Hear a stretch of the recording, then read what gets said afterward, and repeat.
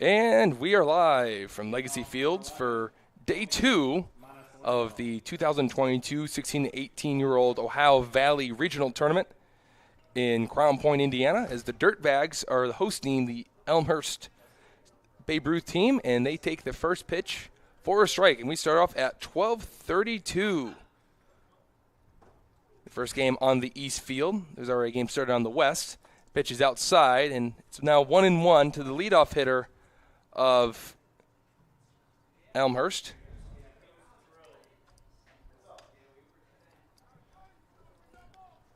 Counts on 1-2 after the foul. This is Tony Esquino. He hits a ground ball at the left side. It's back in by the third baseman. He'll fire over the first, and he makes the play.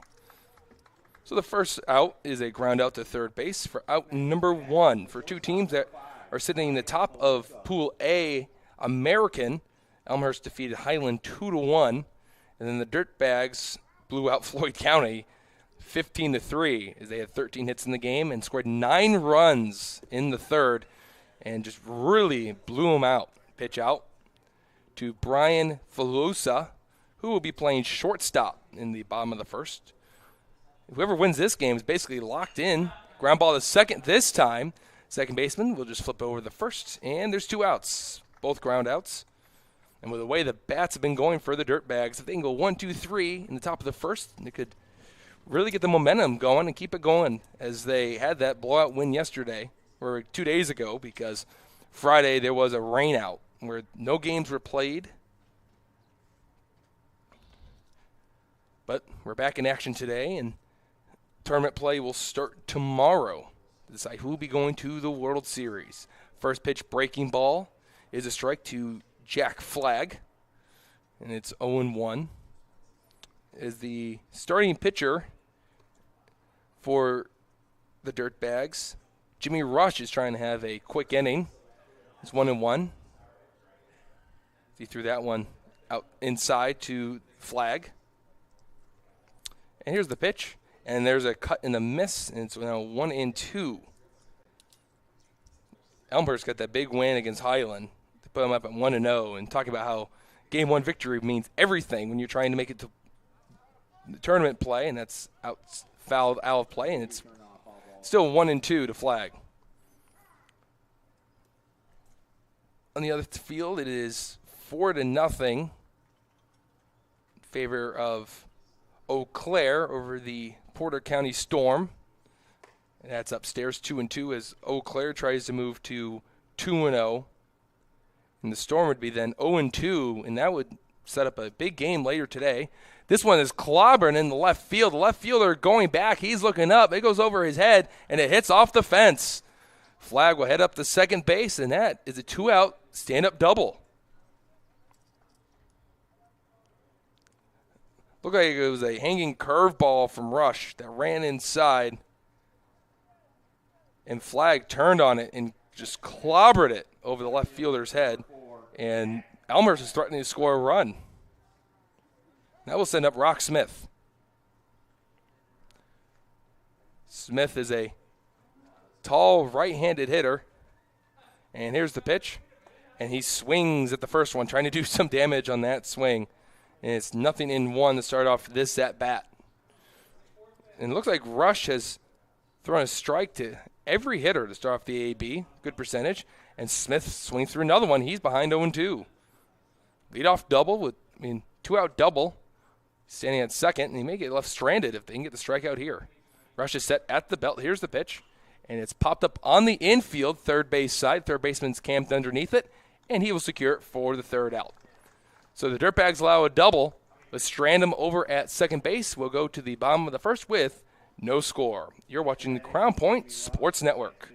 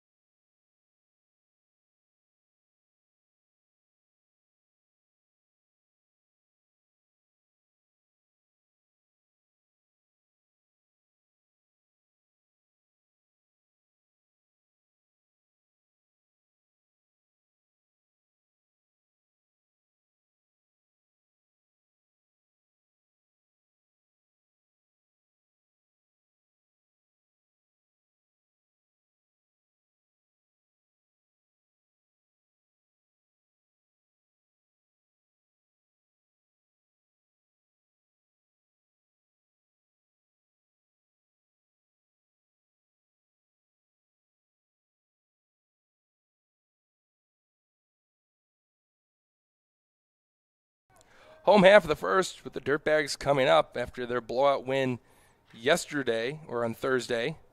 See if the Bats can stay alive against Elmhurst as Kostoff takes a strike to start off this at-bat. And the Dirtbags will try to do damage against the starting pitcher, Brendan Fleming. And Fleming is ahead 0-2 after Kostoff was not able to check his swing. So the Dirtbags were able to save some pitching going into today as they only had to go 5 innings against Floyd County from Eastern Kentucky. Upstairs 1-2 a waste pitch from Fleming. And they got yesterday off. So now here on Saturday, the Dirtbags are sitting in a really good spot, especially if they can win the game and really cruise into that third one, looking to be in the tournament play. And there's a swing and a miss, and Kostoff is down swinging. So there's out number 1 for the Dirtbags. Now send up Matt Corona. To the plate, number 1, the shortstop, Matt Corona.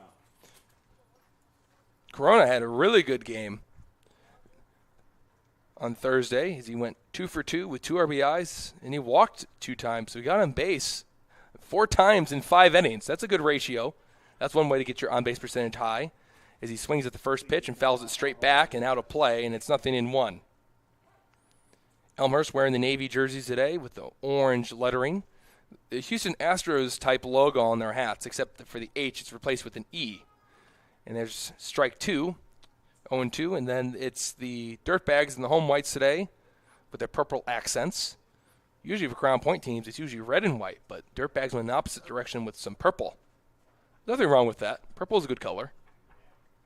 Here's the 0-2 from Fleming, and he left that upstairs, and it's 1 ball and 2 strikes with 1 out. No score thus far. If whoever wins this game, really looking pretty, is the top 3 teams from each bracket move it to the next round. So going 2-0 really just sets you in. And that's just off the plate. A phenomenal take by Corona. A stone cold take to say the least. And it's 2-2. That's a good part about an umpire that communicates where the pitch goes. You can then readjust and understand where it was instead of guessing. Break-even pitch, and Corona is down on strikes. Back-to-back strikeouts to start the day for Fleming, and there's 2 outs. C.J. Hardy, when they'll try his hand. And Elmhurst, when they got the 2 outs, they hit a double. Maybe the Dirtbags can do the same here. This could turn out to be a pitcher's duel type of game, as we kind of seen through the first inning. But, of course, there's plenty of baseball left to be played. So really just taking it with a grain of salt to start today's game, and that's out 1-0 to Hardy. Hardy's catching today, so after this at-bat, if he gets out, it may have to see a replacement catcher until Hardy can get ready to go, and that's in 2-0. And it's become a humid day with all the rain that Crown Point got, and then the sun came out. You could really feel the heat rising, and that's as a pitcher or a catcher, that's not the days you look forward to. The 2-0 pitch, and Hardy takes one for a strike. A delayed call, clipped the top of the zone, and it's 2-1. Hardy, I think he just realized it was called a strike. He stepped out of the box and realized it was called strike 1. Still a high leverage count for Hardy. He tries to keep the inning going for the Dirtbags. And the 2-1 from Fleming. And it's hit off to the right, and it will sail out of play. 2 balls, 2 strikes, 2 outs. Bottom of the first inning. Happy to have you with us on the Crown Point Sports Network for Babe Ruth Ohio Valley Baseball. As this is a new broadcasting network sponsored by Region Sports Network. All Crown Point. And being a Crown Point native, and know that it's going to be a huge hit. 2-2. And Hardy's down on strikes. So 1, 2, 3 goes the Dirtbags all by strikeouts. A good start for Fleming and Elmhurst. Let's go to the second. No score on the Crown Point Sports Network.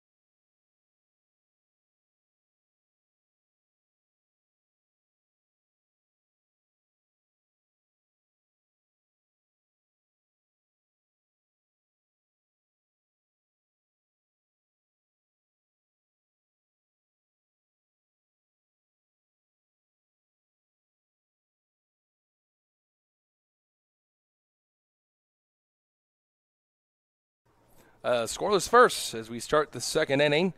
Elmhurst coming back to the plate.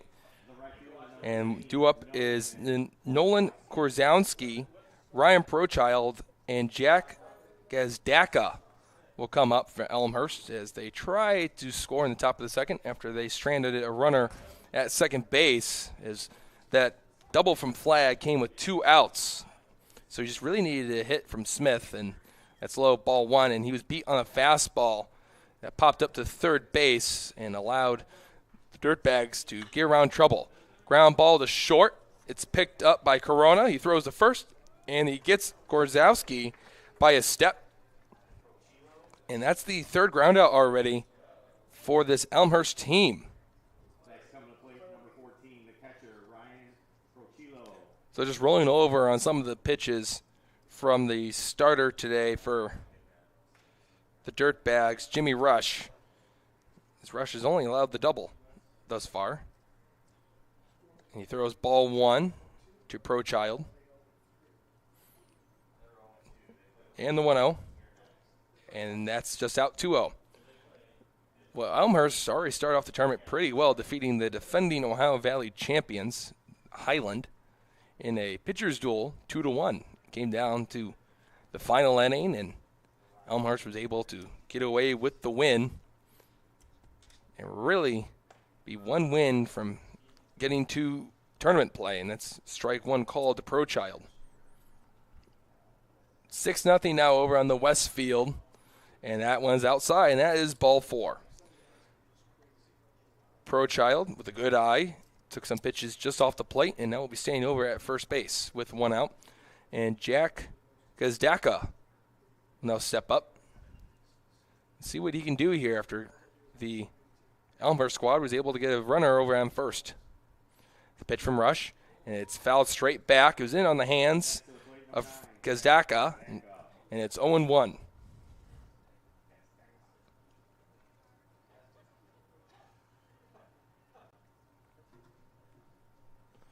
Oh, 1 out. Rush looking in for his sign. He's at the belt. He's going to throw over the first base. And it's not in time as Prochild gets in there safely.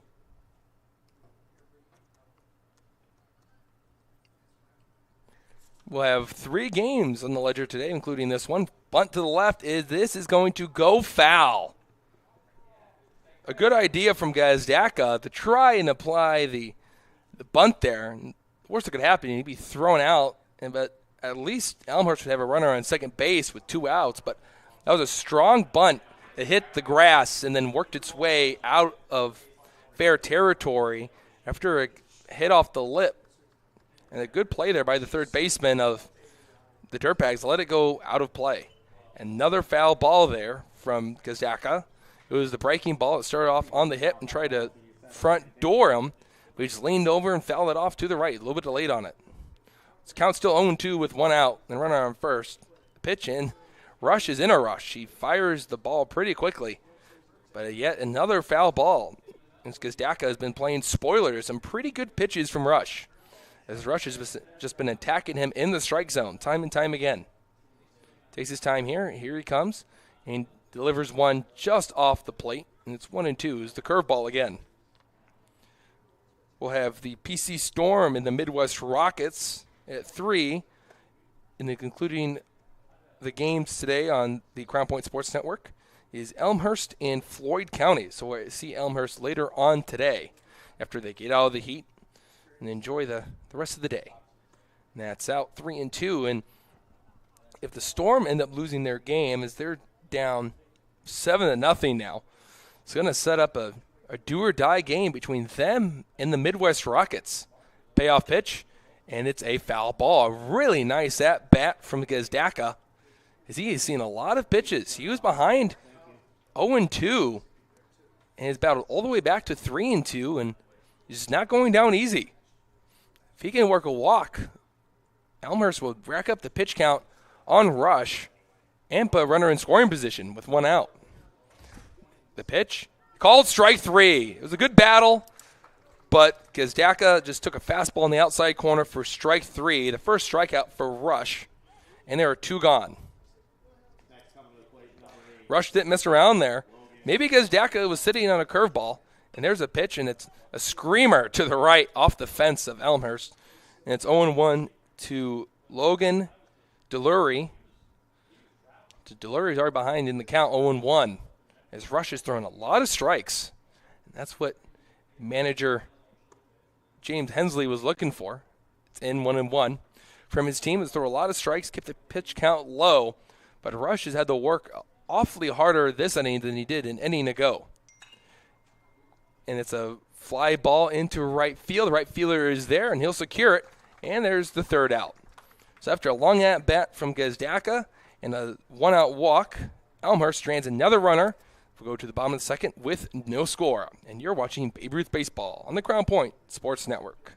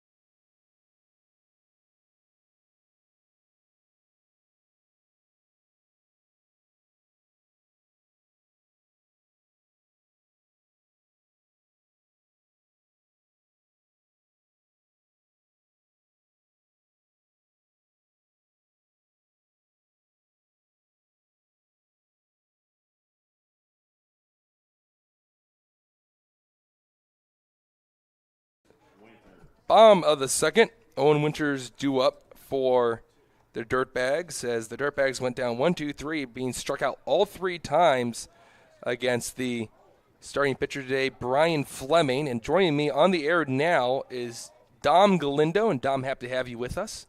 Thank you. Happy to be here. Yeah, usually you're walking around when I'm calling the game, as you and I are both with the Lake County Corn Dogs, a local summer collegiate team. And we have the day off today because – and there's a hit by pitch. Winters takes one off the arm. He'll go over the first base. And the Dirtbags have a runner on base for the first time today. But it's happy to have you on the air for the first time. And I know I was trying to convince you to get on here because there's no one else available. But, hey, it's an honor. It's an honor to be here. It's a little nerve-wracking, but – It's okay. I was handed Elmhurst's lineup 2 minutes in advance, so I'm still learning the names as we go. So I apologize to the Elmhurst fans tuning into the game. I'm trying. I'm working around some stuff. And there's a foul ball from Jaden Andrus. He swung at the first pitch. And it's 0-1. Dom, were you always a guy that would swing at the first pitch if it was right there? Yeah, pretty much. Yeah. Always like Tim Anderson, first pitch swinging. So, of course, early on in your broadcasting career, you already allude to the White Sox. Tim Anderson known for his aggressiveness. Let's see if Jaden Andrus can do something here. And it's inside 1-1. But I will say Brian Fleming looked mightily impressive in the bottom of the first, striking out the side. It Looks like the Dirtbag's going to catch up to his fastball. Yeah, well, he hides the ball really well when he's in the windup. Oh, there's a runner on the move to throw down the second base. A little bit delayed, and Winters in there safely. It was a nice delayed steal by Owen. Yeah, it looks like there was also really a lack of communication from Elmhurst as the catcher, Ryan Prochild, threw it down a little bit late. I don't think he realized that Winters was on the move. The 2-1 upstairs, and it's 3-1 to Jaden Andrus. Andrus always known for his keen eye and his good swing, his good approach at the plate. And he's in a high leverage count, 3-1, might be sitting on a fastball. This is really good for the Dirtbags since last inning they went 1-2-3, and now they got runners in scoring position. And they haven't even put the ball in play yet. Yeah. Hit by pitch and a walk to start the bottom of the second. As this was a team just 2 days ago that had 13 hits in 5 innings and won the game 15-2 against Floyd County, and they could save on some pitching if they can have another blowout win. Ryan Bleck's up, and he takes an awkward cut first pitch, and it's 0-1. And Jimmy Rush for the Dirtbags is a good pitcher. He can give you 6 innings. They're going to put the ball in play, so the Dirtbags got to make sure they field the ball and not make any errors. Yeah, with 3 groundouts already in this game. This one's pushed out to right field. The right fielder going towards the line. He's there. And luckily for Hensley and the Dirtbags, Winters didn't get too far off the bag at second. He was on the move on the pitch, but he just retreated back to second base and just turned into 1 out instead of 2, which could have been detrimental to the momentum of the Dirtbags if that was a double play for Elmhurst. 1 out for Nate Muravilla. They're going to check on Winters, which is a wise decision after seeing him on the move. Yeah. Just a pitch ago. Nobody was there, though.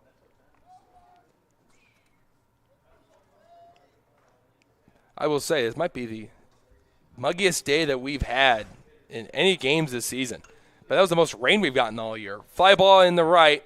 Right fielder's been busy for Elmhurst as he will bring that one in securely with 2 hands.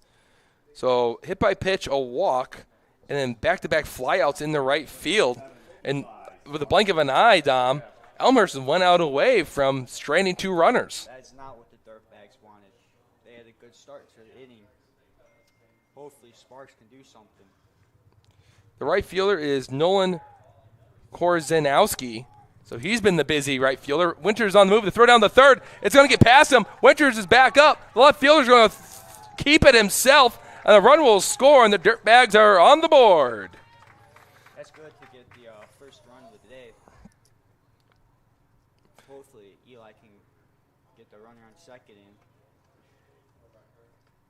Well, that was interesting. I didn't expect Winters to take off, but he did, as Hensley showed a lot of confidence in his runners. They're being aggressive early. Yeah. There's no hits yet, and they're already on the board. Speed, indeed, does kill. Sparks hits a line drive in the right, but it's foul, and it's going to be 0-1. Momentum. The Dirtbags dugout Yeah. is very loud right now. Yeah, you want to jump out early, especially to a team that beat the defending regional champions from a year ago, 2-1. And you have to ask is, how much pitching are they going to have? Are they tired? And there's another foul ball, 0-2. Well, that's the thing, though, is after you have a rain delay where you don't have any games after you win, what kind of momentum are you going to come into after sitting around all day and not playing baseball? Are you going to be well rusted? Are you going to be a little tired? Or are you just really going to have no momentum and try to get back into the rhythm of things? Especially for Elmhurst that came over from Illinois playing this tournament. The Dirtbags have to sleep in their own beds because they're from Crown Point. Ball in the dirt, backhanded by the catcher, Prochild. A good stop by him. He threw down the second, and it was literally tackled by the shortstop as he was keeping it on the infield. It's 1-2 to Sparks after a good take on the breaking ball. If Sparks can get a hit here, Jane Andrus would try to score, make it a 2-0 game. Fleming is set, and he's going to throw over the second, and Andrus is back in safely. That would be huge for the Dirtbags to get 2 up early. This is a good pitcher right now. Fleming 3 strikeouts, and he's induced 2 flyouts this inning. But the run has really been self-inflicted by Fleming with his hit by pitch and a 5-pitch walk to Andres, who's standing on second. And when you lead off an inning with a hit by pitch and a walk, you're really asking for trouble. But sometimes that you can really take the weather into effect too, especially as in today. Your hands can be a little bit more moist because of the humidity. You also sat in the dugout. But 1-2, 2 outs. He's 1 pitch away from getting out of here with just 1 run scored. And Sparks takes a half-hearted cut, and he's down on strikes for out number 3 and the 4th strikeout for Fleming. But good news for the Dirtbags. They score 1 run on an error from Elmhurst as we'll go to the 3rd inning. The score 1-0 for Crown Point. As you're watching Babe Ruth Baseball on the Crown Point Sports Network.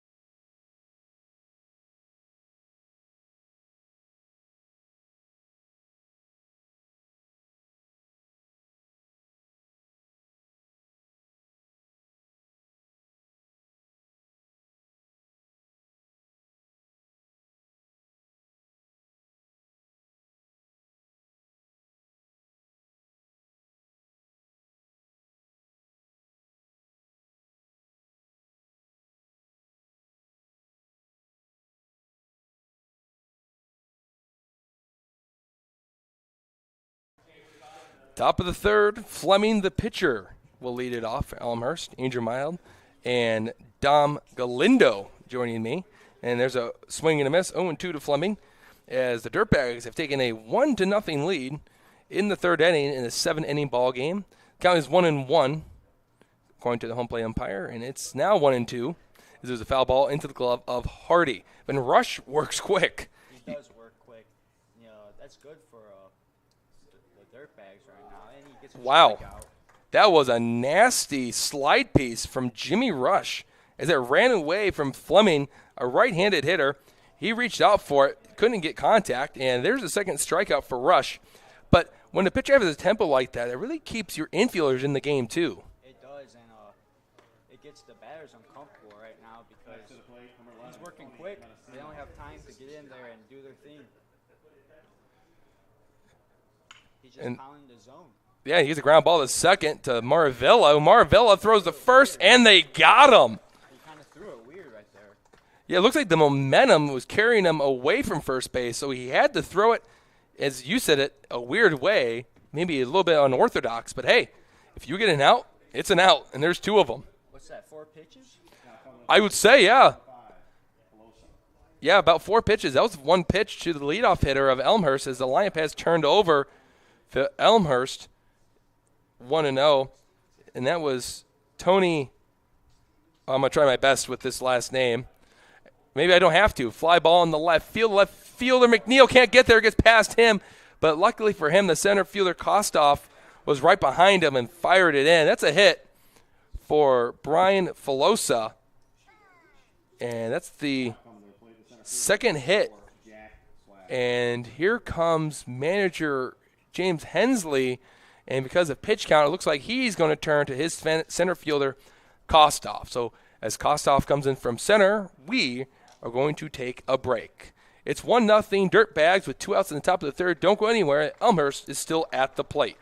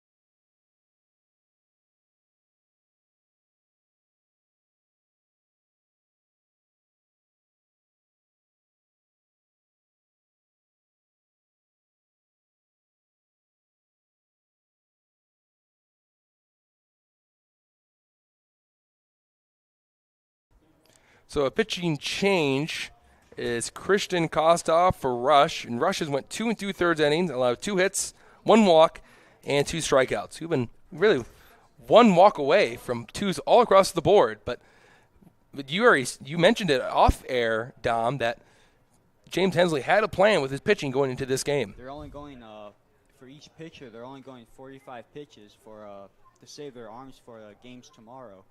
So every pitcher they're pitching, max limit is 45, and he told his players, if you're a pitcher, if you want to be a pitcher, if you think you're a pitcher, prepare to pitch today. And you're only going 45, so. Well, it's going to help with Christian Kostoff with his 45 because he threw 1, and it was hit to short for Corona, who just applied the tag to second for the fielder's choice. And that's how the top of the third ends. And the score is still remaining. The Dirtbags 1 and Elmhurst nothing. Let's go to the bottom of the third with that score as you're watching Babe Ruth Baseball on the Crown Point Sports Network.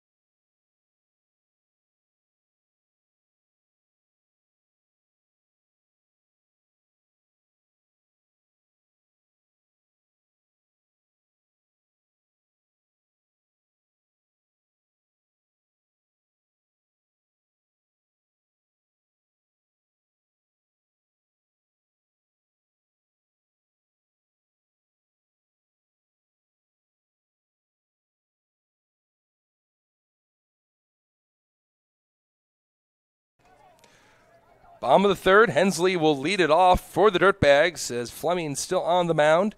He fires pitch number 29, so he's still behind that 45 pitch threshold, which means after you throw 45 pitches, you have 1 day's rest, no matter what. So if you get to to 46, then you get a break. That's low, 1-1 to Hensley. Is interesting with my book is it's a book from a professional broadcaster, Bob Carpenter. So it's only 9 slots.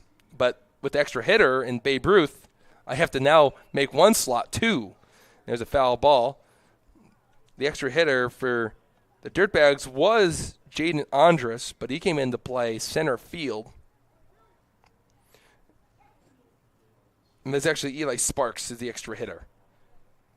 Andrus was the DH. So you have DH and EHs. It's a mess. Upstairs 2-2 to Hensley.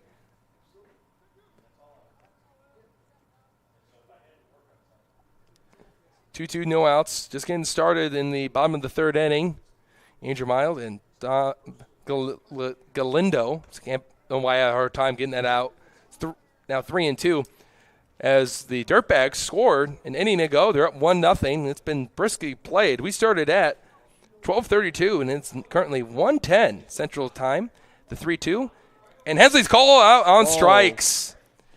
He backed out of the way, and he took it on the inside corner, and he's rung up. That's 5 Ks now for Fleming. If it wasn't for his hit by pitch, a walk, and then an error down the left field line, he'd still have a shutout going himself, but he's looked mightily impressive besides those 2 at-bats to start the bottom of the second. Foul ball hit off the umpire. He's down on 1 knee. Well, the Dirtbags in the first inning, they went 3 batters, and they changed their approach during the second. They started watching pitches, and Hensley, he's usually an aggressive type of hitter, and he went 5 pitches, I believe, which is different from him. Usually he swings aggressively. And the umpire is still down on one knee. Hopefully he's okay. Yeah, both managers have come out of their dugout to check up on the umpire, who just took a baseball, I think it was straight to the mask, and he made a noise and then went down on one knee, and he's taking his hat and he's wiping off the dirt. Well, there's a smile on his face, so Yeah. I think he's okay. Yeah, he may have just given him a water and really make sure that he is okay. He's now over in the little corner that the umpires have where there's a ball shooter, and he's now drinking some water and just taking his time getting the birds from over his head going around and around.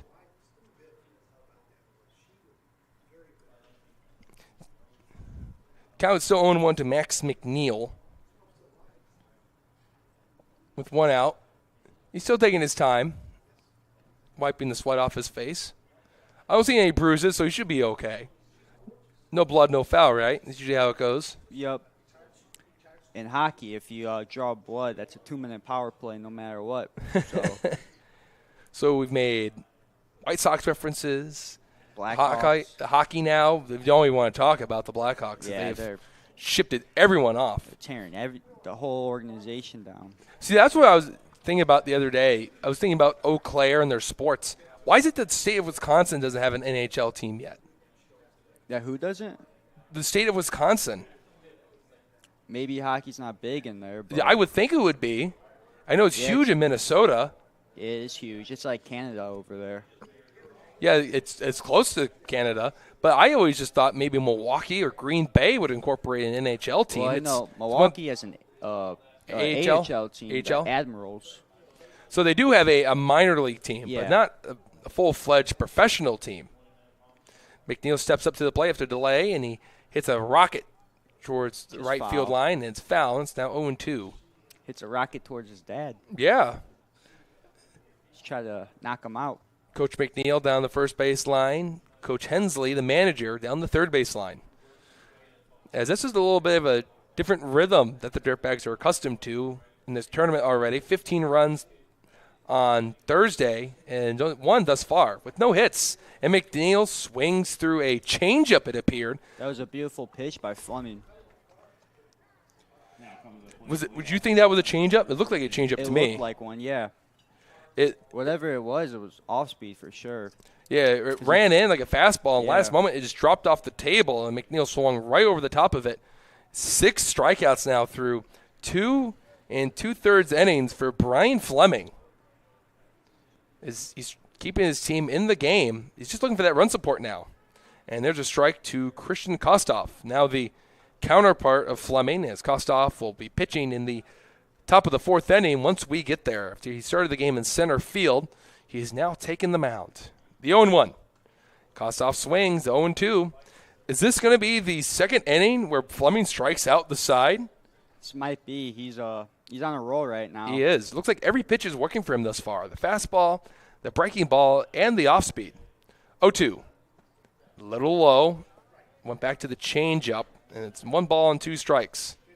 If you love pitching and defense, this is the game right Yeah. now. Fleming and Kostoff. Kostoff was only throwing 1 pitch since coming into the game. And Kostoff down on strikes. Another great inning for Brian Fleming, where he has struck out the side. He's up to 41 pitches and has struck out 7 through 3. Let's go to the 4th. 1-0 Crown Point on the Crown Point Sports Network.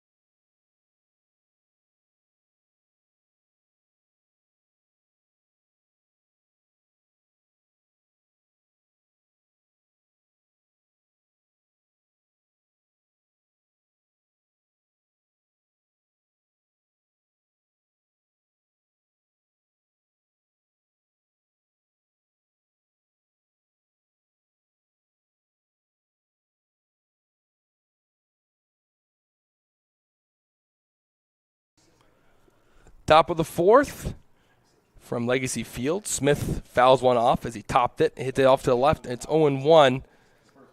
I think he fouled it off his toe. He kind of came back weird. Yeah, it did take a weird turn. Yeah. It was very early on it, too.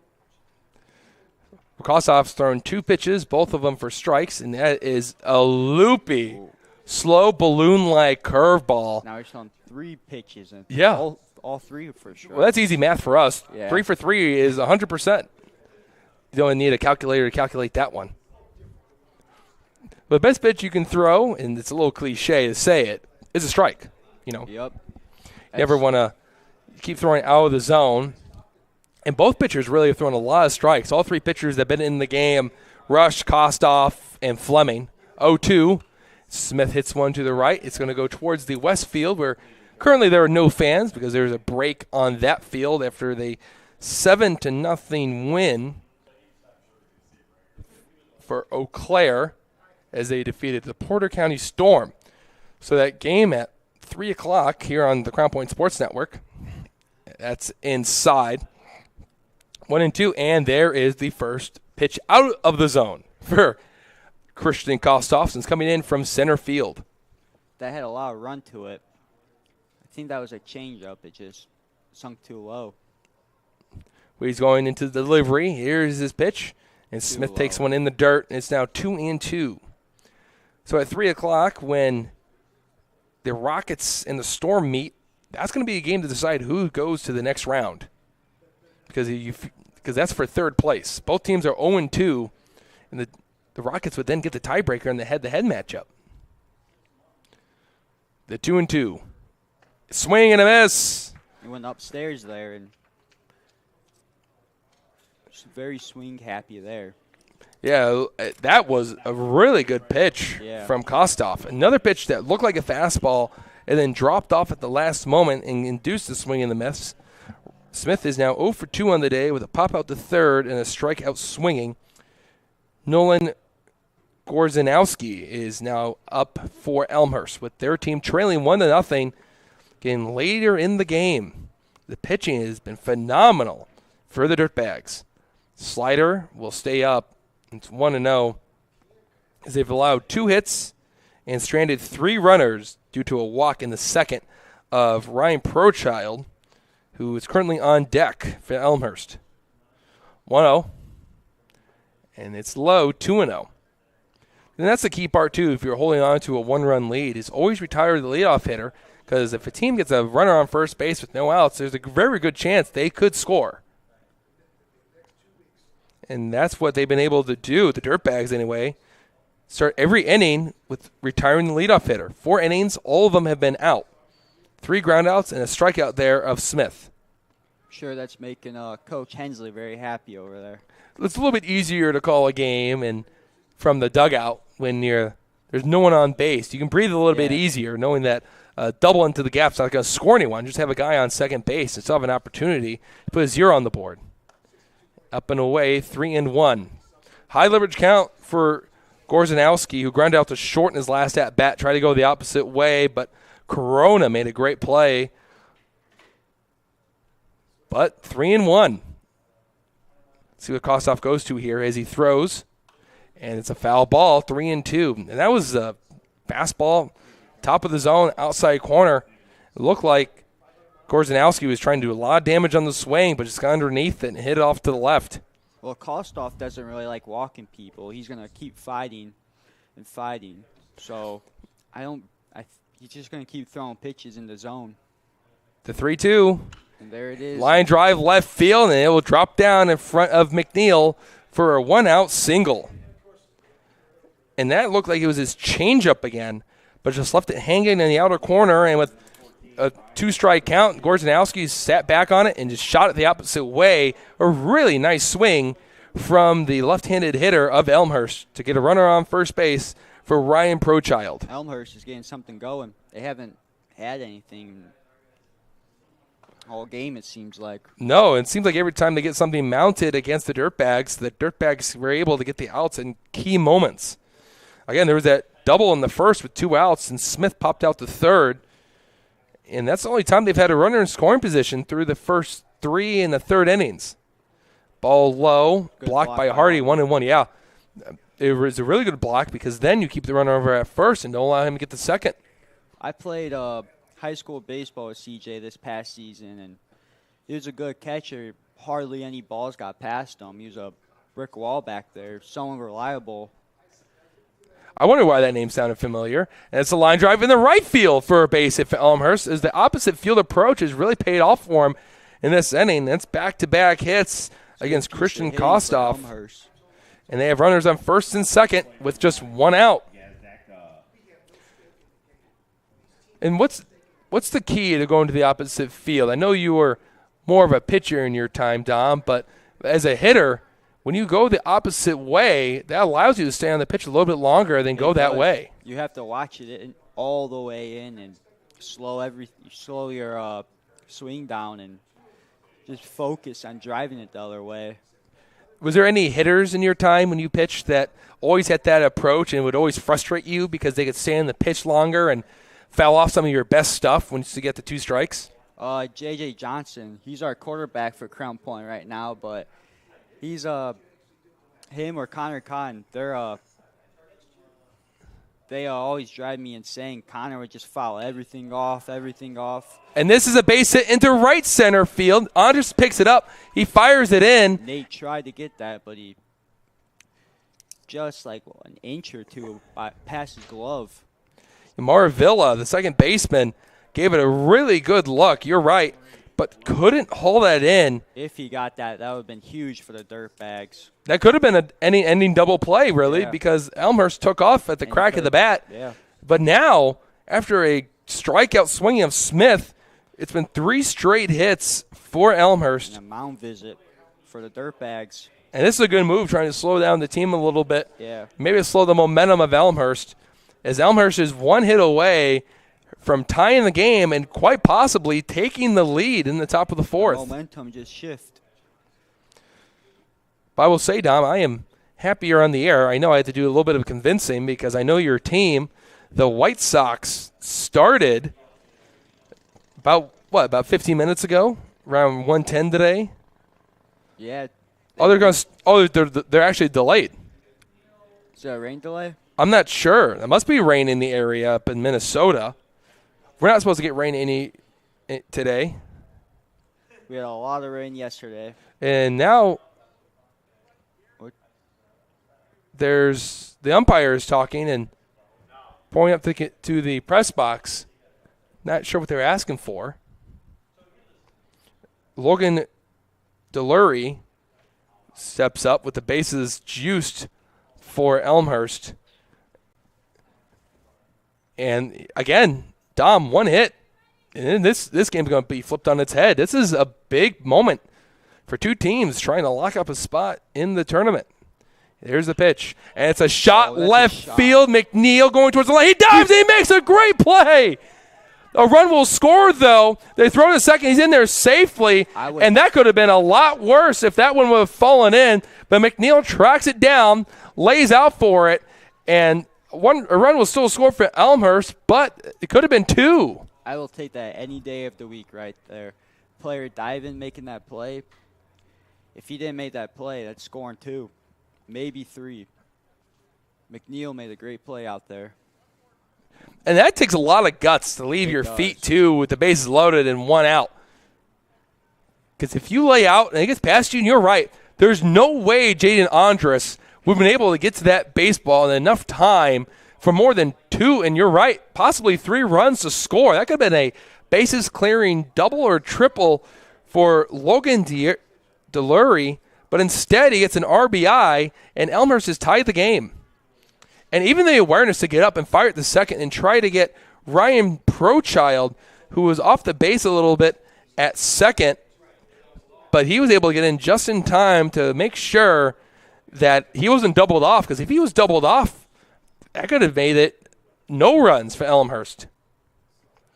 Fleming, the pitcher, hits one to right field. It's sinking, and it's caught. That is really huge for the Dirtbags right there. Bletch played him perfectly. He played in on Fleming, went towards the line, put the glove up, secured it. for the third out. A great play by McNeil keeps this game tied at 1. It's the middle of the fourth. 1-1 is your score. And you're watching Babe Ruth Baseball on the Crown Point Sports Network.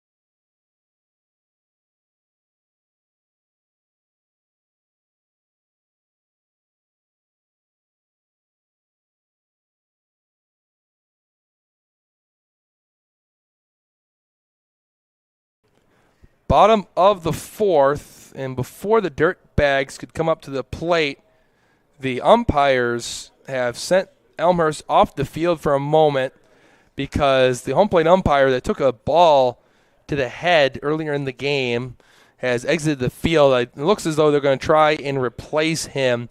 I wonder if maybe because of that blow to the head that he's not been able to regain his composure and call the game.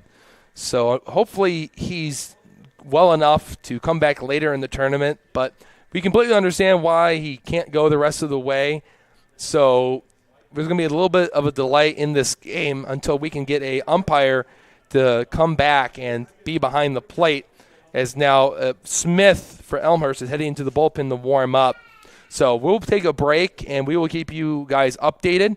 Don't go anywhere. It's still 1-1 with the Dirtbags coming up in the bottom of the fourth inning here on the Crown Point Sports Network.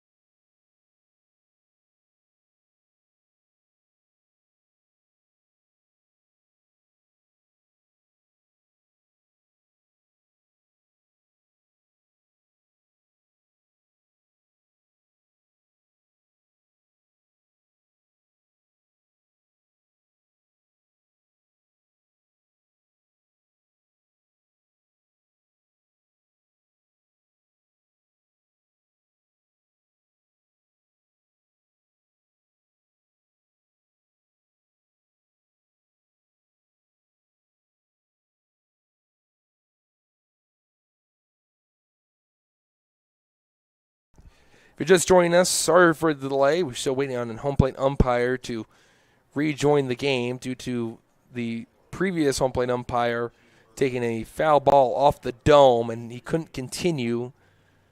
And hopefully he's going to be okay. So stick around. Go get something to eat. Come back real quick, as we'll still have baseball for you. Just waiting on the second umpire to rejoin. Again, it's Elmhurst 1 and the Dirtbags 1. Bottom of the fourth, the Dirtbags will come up with their heart of the order of Corona, Hardy, and Winters. This is the Crown Point Sports Network.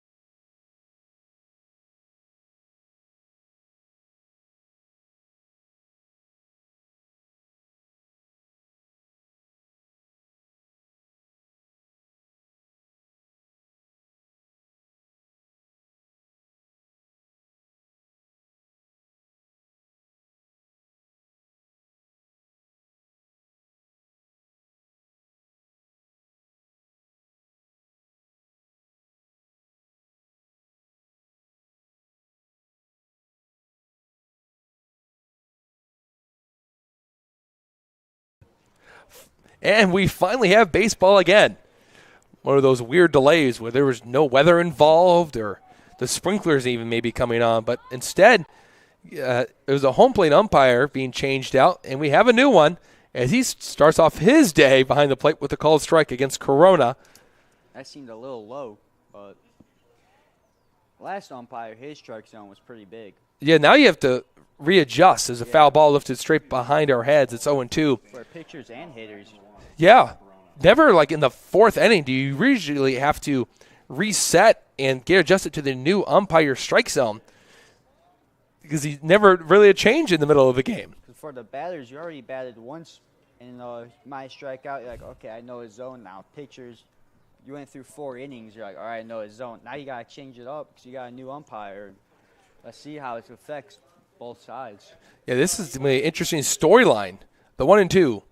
And here's a unintentional foul ball from Corona. I'm not sure how he was able to get the barrel on it and stay alive, but we'll do 1-2 again. Well, during the break, Dom, you and I were talking about it. Tomorrow is the MLB draft. It's at 5 o'clock on MLB Network. Some exciting names. And it looks as though there is going to be another pitching change for Elmhurst. But you know what? We'll stay on there. Yep. We'll stay on there. We'll talk. I don't think the fans want any more dead air time, as we've had plenty of that to start off the bottom of the fourth inning. Tons of it. But because of that pitch number 45 from Fleming, his day is done as he pitched 3+ innings, allowed no hits. He had no hits against him. 1 run. It was not earned due to the error. He had 1 walk and, count them up, 7 strikeouts. So good day for Fleming as he's put his team into a situation where it is tied 1-1.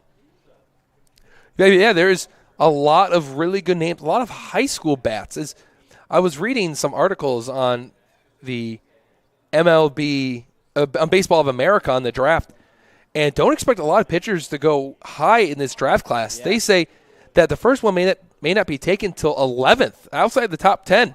That may be the lowest pick for a pitcher since Nick Lodolo from Texas Christian went to the Reds at 7.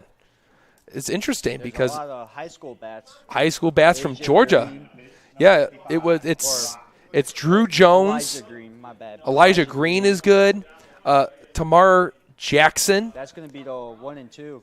Elijah Green or well, Drew you Jones. also forget about Jackson Holliday, the son of Matt Holliday, and of course, Drew Jones is the son of Andrew Jones, the former Gold Glover in the major leagues for the Atlanta Braves. Also spent time with the New York Yankees.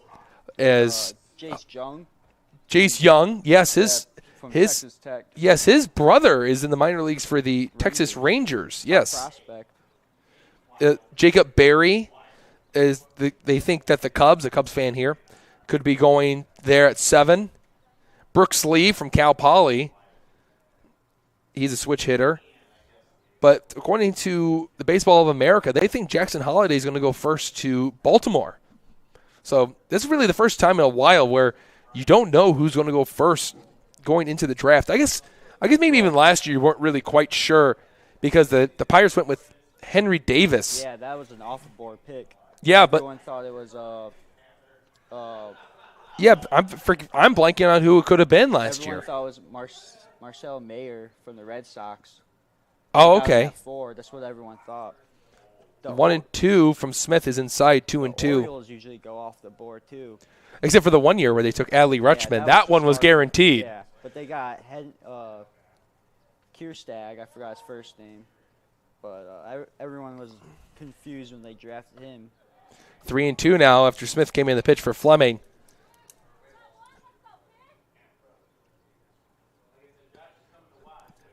Spencer Torkelson was also like a guaranteed first overall pick when he went to the Tigers out of Arizona State. That was, I would say, 2 years ago. Yeah, that was. Ball 4. Corona was behind 0-2, and he's worked a walk after the pitching change. Spencer Torkelson was one of my favorite college players. I used to DM him on Instagram. I have conversations going back to his freshman year at ASU. 'Cause I'm a big ASU fan, and I used to talk to him about hitting and stuff. And I wished him good luck on draft night. He texted me back, and when he got called up, I texted him the other day. So a Sox fan And texting a Detroit Tiger. yeah. Runner on the move. Here's the throw down, and it's not in Way time. safe. And he had that blue check mark and doesn't talk to me anymore. But But good steal there from Corona. yeah, it was way safe. Yeah, great jump. Now he's standing on second base, and there's a runner in scoring position for the Dirtbags, who are trying to regain the lead after giving up one run in the top of the fourth. Matt did his job. He's on second with CJ and Owen behind him with no outs. It's 2-0 now, as Smith has had a hard time finding the strike zone, and there's a good chance here, Dom, that the Dirtbags start taking until they see a strike from Smith. Because he walked Corona after coming in after the at-bat was 2-2. Now he's thrown 2 out of the zone to Hardy. He's going to check on Corona, but there's nobody there. Well, CJ just needs to get on base anyway. If he can draw a walk, that'd be perfect. Because after that, Owen and Jaden, and they're gonna put the ball in play, and hard, and that'll be great for the Dirtbags as he swings and misses on a high fastball. Yeah, it's now 2-1. That's the fun part, too, about the MLB draft is you never know who's going to be good and who's not going to be. Yeah. And, considering the circumstances of there's less rounds, there's not as many minor league teams you have to go through because Major League Baseball cut down on them, which is a good news for players. Swinging a foul ball into the glove of Prochild, 2-2. Actually, that was strike 3. Oh, that is strike 3. That was strike 3, the first strikeout for Smith. Scoreboard said something else, but strike 3, and Owen Winters is now up. But I just read this. I remember this, too. The White Sox drafted Garrett Crochet, and he never even threw a pitch in the minor leagues. He got called straight up because there was no minor league system. And now there's a pickle. They're going to throw to third, and Corona is in trouble. And he And tagged out. there's Fleming. Fleming, the former pitcher, tags out Corona on a 1-5 putout. And you go from runner on second and no outs to no runners on base and 2 outs. What a turn of events for Elmhurst and the Dirtbags. I'm not really sure if Hensley gave Matt the sign, but you had a PNW commit up the bat with 1 out and runners in scoring position. I don't know why he went. It looks like he just got mixed up. That's up and in, 1-0. So Owen Winters is going to PNW over in Hammond. He is. There's a lot of PNW players on the Lake County Corn Dogs. Yes, of course there is. There's a lot of them. The 1-0. Tyler Schultz. Swing and a miss, 1-1. Yeah, the Corn Dogs, the summer collegiate team that plays here at Legacy Field. Supposed to have a game today, but because of the weather, the game was moved to a later date. But happy to have baseball in the fields nonetheless, if you really look into it. PNW is from Hammond. It's Elmhurst. Folks probably would know that. It's not too far away. It's right on the border between Indiana and Illinois. And PNW had a pretty good baseball team, as they had actually their first draft pick. I want to say this was a year ago in Chad Patrick. Foul ball off to the right, and it's out of play, 2-2. Patrick is from Hebron, Indiana, and he was drafted by the Arizona Diamondbacks. As he went, I'm trying to see which round that would have been in. And, of course, you don't ever get all the rounds. I'm going to have to look it up real quick. It's 2-2 with 2 outs. Hopefully I can get it in time. Here's a pitch from Smith, and he threw it low, 3-2. In the dirt. I got some time. He was a 4th-round pick. Wasn't Plezak a 4th-round pick, too? Actually, you might be right. That is a really good catch if that's the case. Plezak, of course, from Crown Point, Indiana, played at Crown Point High School, and he was a 12th rounder. 12th rounder. But here's why. Fly ball right field. Korzanowski is in, and he secures it for the 3rd out. So we'll get back to that point. In the top of the 5th, it's 1-1. As you're watching baseball on the Crown Point Sports Network.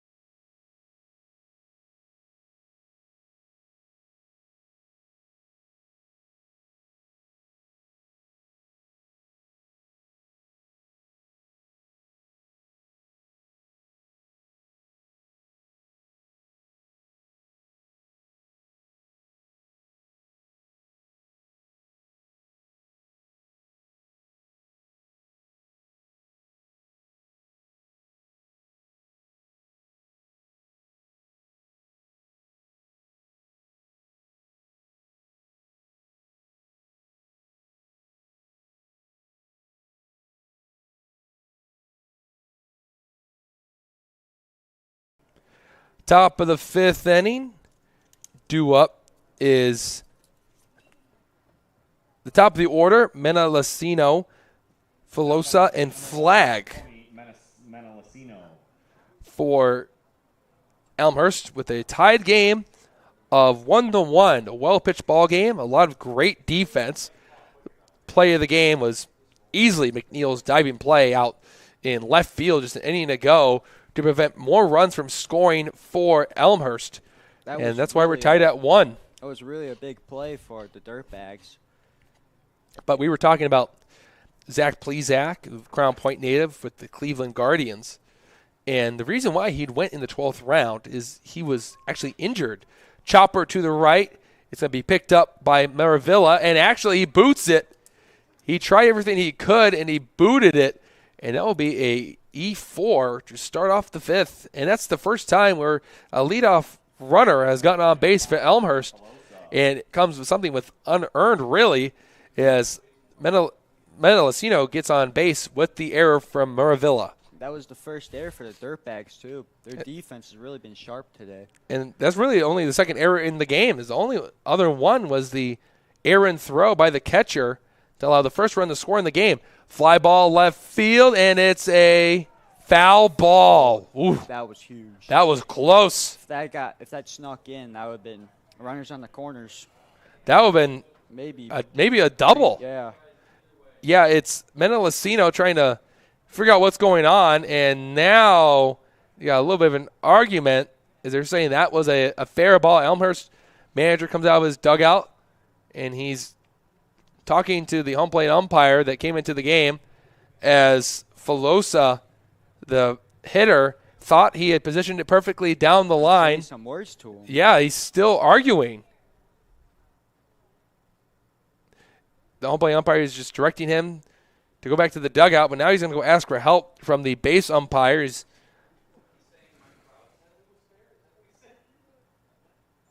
Yeah, that's interesting. He even looked at the crowd, and they're saying it was a fair ball, but from our angle, we really couldn't tell. As it was close, I had to look at the home plate umpire to really see what it was. It's hard from this angle. It is really But hard. it was close. That's all I can say. That's something you can confirm, is that if it was foul, it was foul by an inch or two. Ground ball to the third baseman. He's going to go to second. They're going to try to turn a double play. The throw to first is not in time. But at least you get the out at second base and don't allow a runner to be in scoring position. Well, the last home game for the Corn Dogs we had, I was sitting over here for the was it the Generals? It was the Panthers. You're Panthers. alluding to the Yeah. triple down the line, which from my usual seat, I couldn't tell. From here, I could probably have told you if it was or not because it was down the right field line. From here, we thought it was foul, but their announcer was going crazy on the air, and he was saying, from my angle, it was fair. And Well, here's couldn't my really here's my see it. point.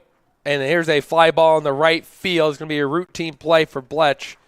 And there's now 2 outs after the E4 into discrepancy on a fair foul call. And after the fair foul call, I've had a fielder's choice and a fly out to right. But here's my counterpoint to if it was a fair or foul. It didn't matter because the next batter hit a home run anyway. that is true, and that was a shot. It was a bomb from Roman Kuntz from Morehead State. That game was really going – that could have went either way, Yeah, it was no score going into the bottom of the 8th inning. and that's usually rare for the Corn Dogs. Yeah, they put usually a up lot more offense in the Summer Yeah. Collegiate League like that. But after that, the bats went crazy. They kept hitting, and Yeah, I was the Panthers hoping couldn't hit back. the Corn Dogs would have had a game today and have all the Babe Ruth players and teams join the game and see what that's all about. Inside 1-1 to Rock Smith, the new pitcher. Top of the 5th inning. 2 outs for Smith. Runner on first base is Filosa, who reached on a fielder's choice. They're going to check up on him. Count remains 1-1. Oh, thank you. The score is 1-1. If you like pitcher's duel, this is your type of game. There's not a whole lot of offense to really speak of. And it's different for what the Dirtbags got to do 2 days ago. And there's a hard grounder to the left, and he'll sneak on through in the left for a base hit. A wide turn by the runner at second to throw. is off his glove, and it's going over the first base, where Hensley was luckily backing it up. They'll keep the runner at second base, and now you have runners. You have a runner in scoring position, and they'll send up Nolan Korzanowski, and after that hit from Smith, this is going to be a big two-out situation for both sides. Elmhurst has something going with 2 outs. Their coach doesn't look happy again as he comes out to talk to the home plate umpire. Well, I'm wondering if he went to the courtesy runner for Smith, and it appears that he is. It looks like there's a new runner at first. If Smith is the pitcher, and with 2 outs, you can courtesy run for your pitcher or your catcher. And, yeah, there's going to be a new runner.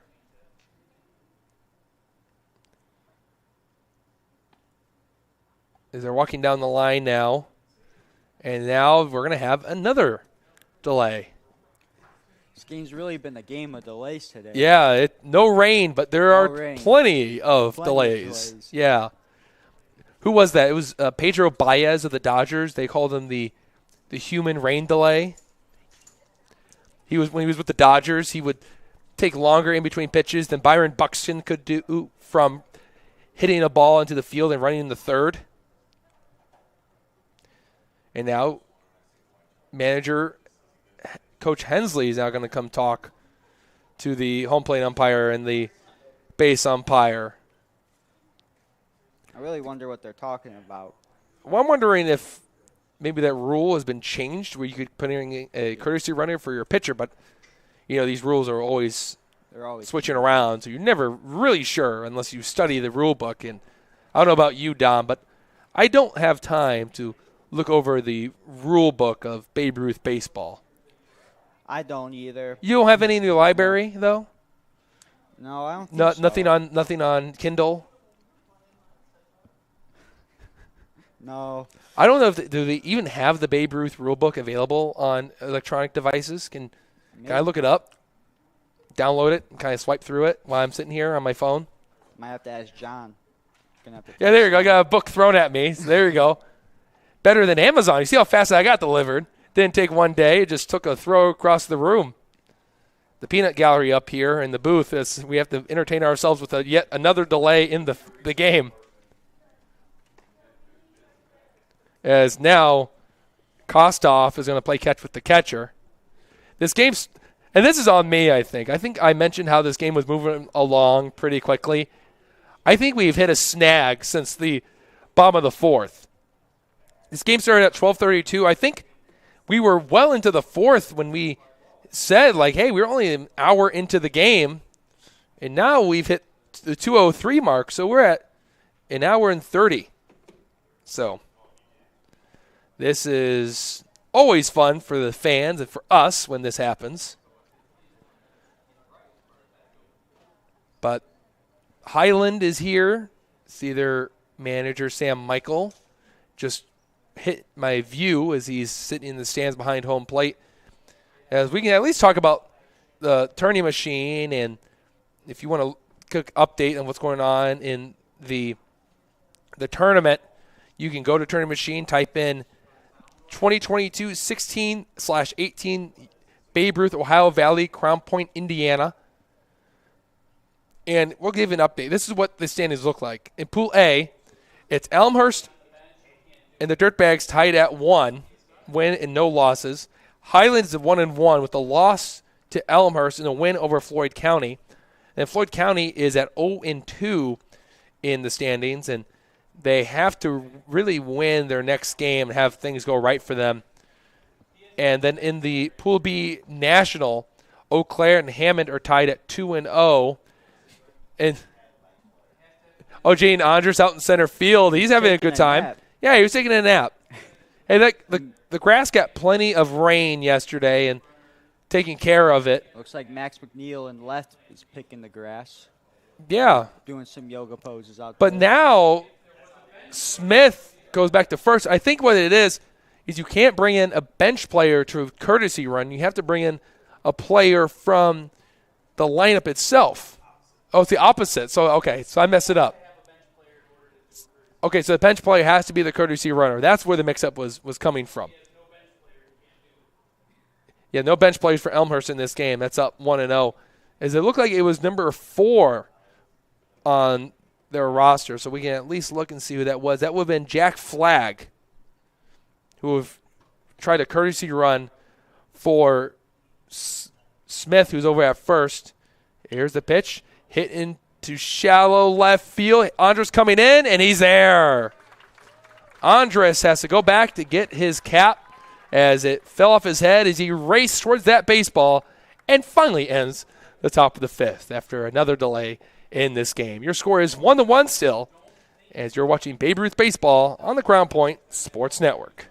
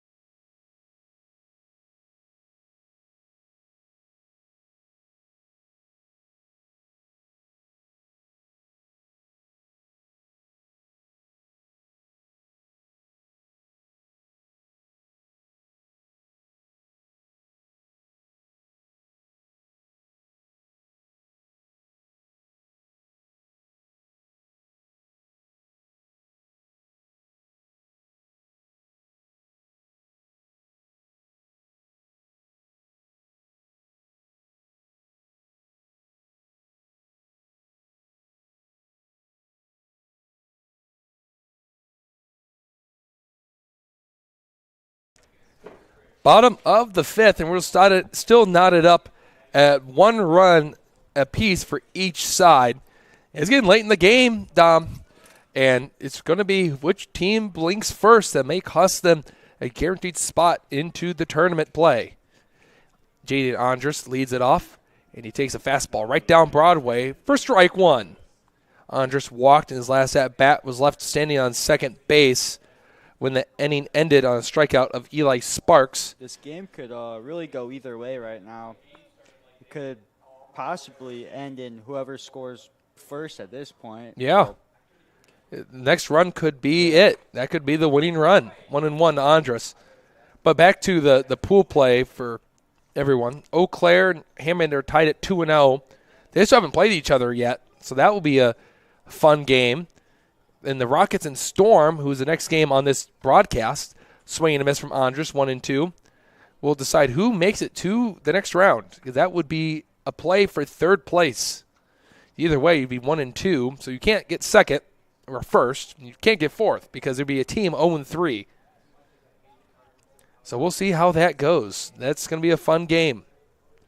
Here's the 1-2, and it's low, and it's now 2-2 to Andres. Andres goes with the old style type of, with his batting gloves. He's only got the one on his left hand and none on his right hand. As that was where it started out, Dom, back in the day with batting gloves. It was more or less like how the golfers use it. You always have the one, but never on the other hand. You never have two. 2-2. And Andres down on And strikes. there's batters like Evan Gaddis that just went straight barehand. Yeah. No gloves at all. Or maybe Moise Salou that had a unique way of doing that. Won't go further into detail about that. But Reggie Jackson, I think, was one of the first players to start using a golf glove on his right hand because he was a left-handed hitter. And that's up 1-0 to Bleck, who's 0 for 1.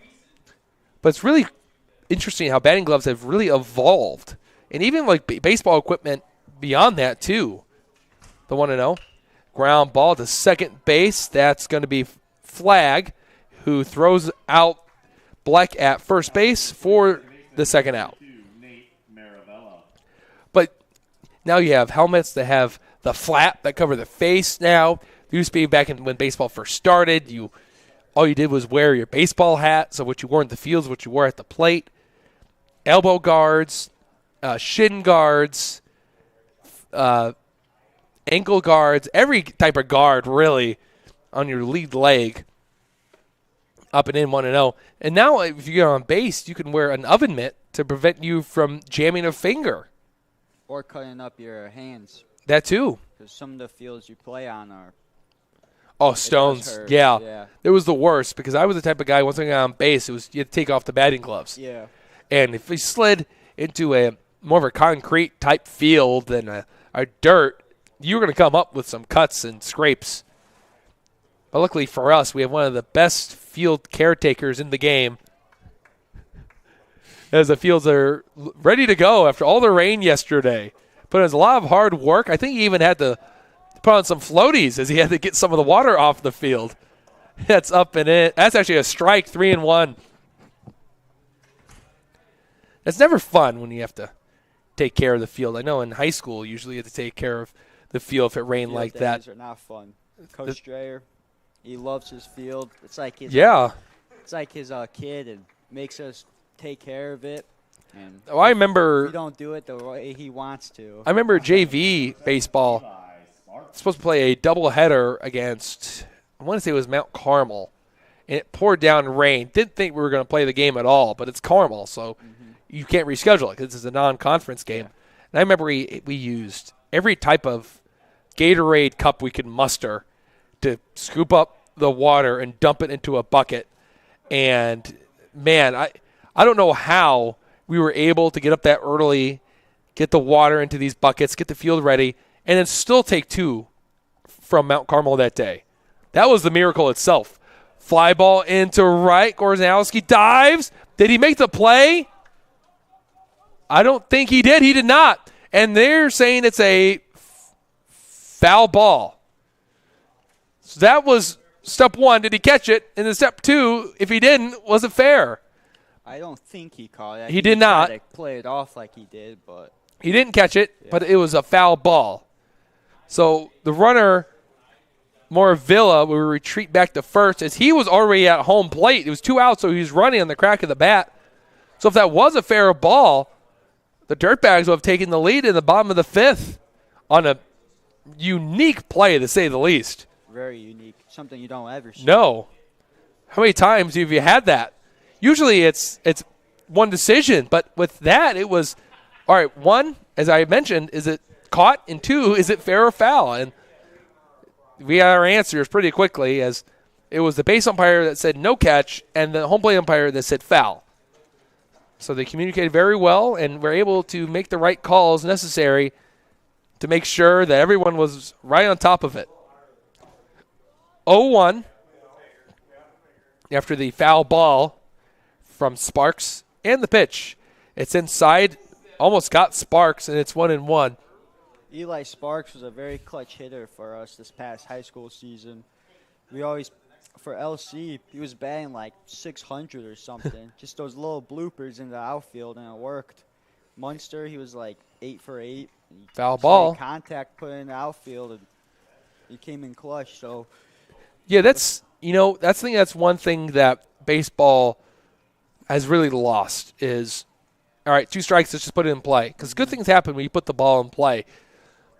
In the MLB, strikeout rate is incredible. And I give that a credit to that pitchers are getting bigger Yeah. and they throw harder. More movement. Spin rate has really changed how we evaluate pitchers. Like, how much spin are you getting on your curveball, and can we get more out of it so we can make more rotations and create that sharp movement that you're supposed to get?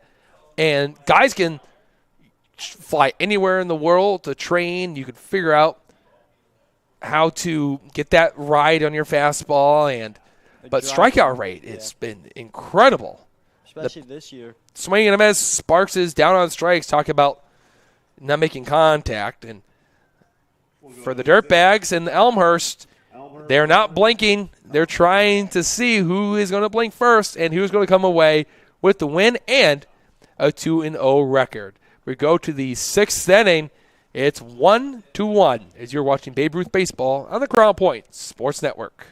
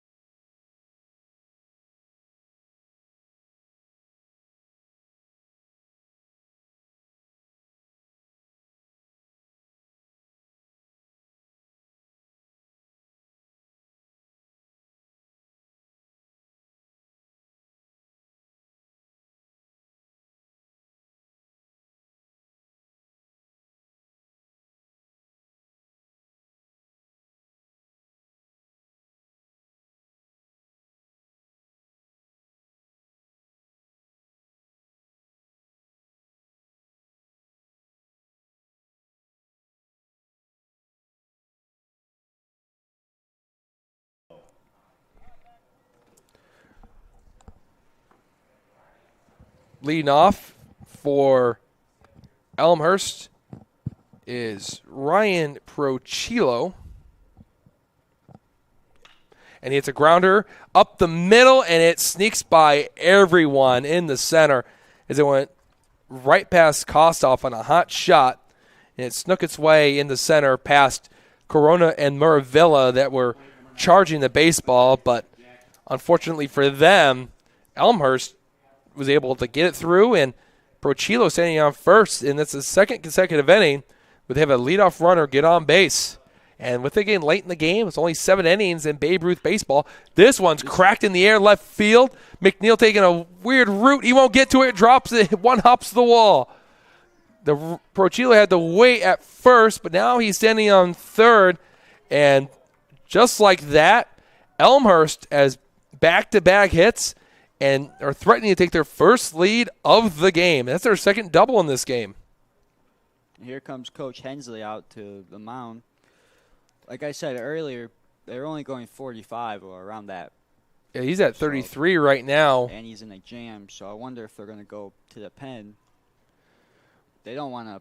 They still have another game at 6, so I don't think they want to go through a lot of pitchers today. There's been 7 hits in the game for Elmhurst. 4 of them have come from 2 hitters, and it's, of course, the bottom of the order in Ryan Procillo, who's 2 for 2 with a walk, and Jack Gazdaka, who's now 2 for 3 with a single and a double. He struck out looking in the second, but has bounced back with 2 great at-bats, and he's put his team in a really good spot, and as you put it, really put the Dirtbags into a jam where all Delury has to do is hit the ball hard and give his team the lead.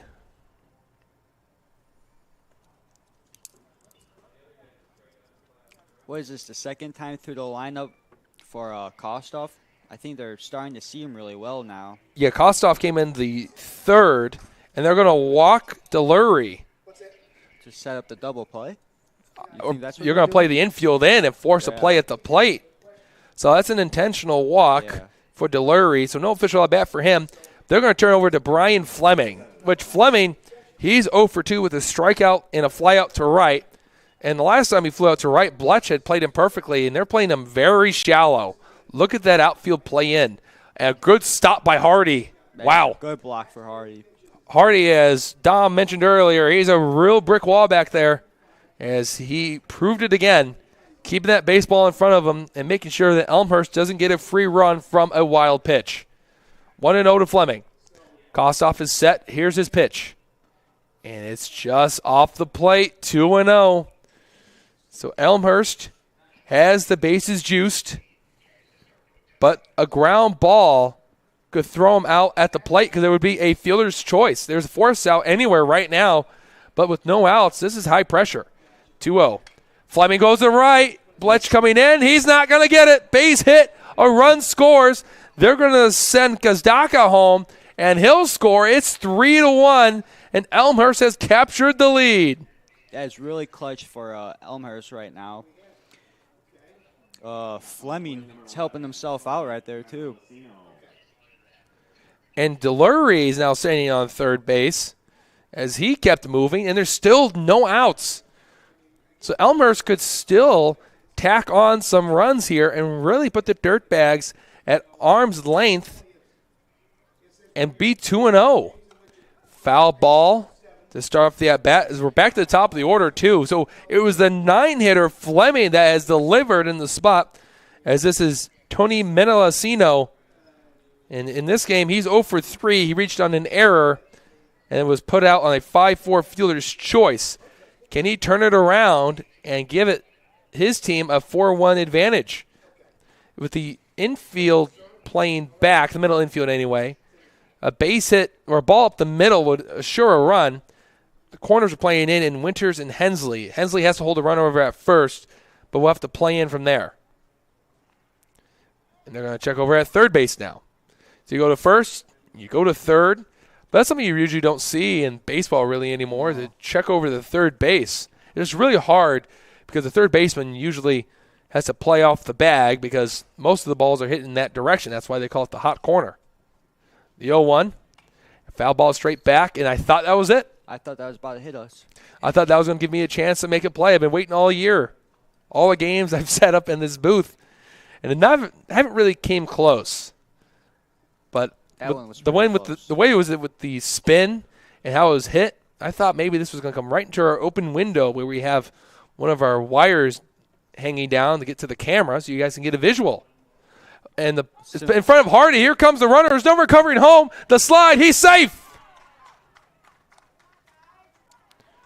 No communication between Hardy and Kostoff. And Kostoff tried everything he could to get Delury at the plate, but instead Delury sized in safely, and it's now 4-1 in favor of Elmhurst. Well, Hardy lost it, and then he saw it last minute. He tried to get it, and Elmhurst took advantage of that. Hensley's coming back of his dugout to talk to Kostoff, his pitcher. Looks like Andrew Kaminsky's going in for And- the Dirtbags. Well, I'm glad you know that because that is number 9, Andrew Kaminsky, to pitch for Kostoff. And as he gets warmed up, we will take a break as Elmhurst has broken this game open. They're up 4-1 in the top of the 6th. You're watching Babe Ruth Baseball on the Crown Point Sports Network.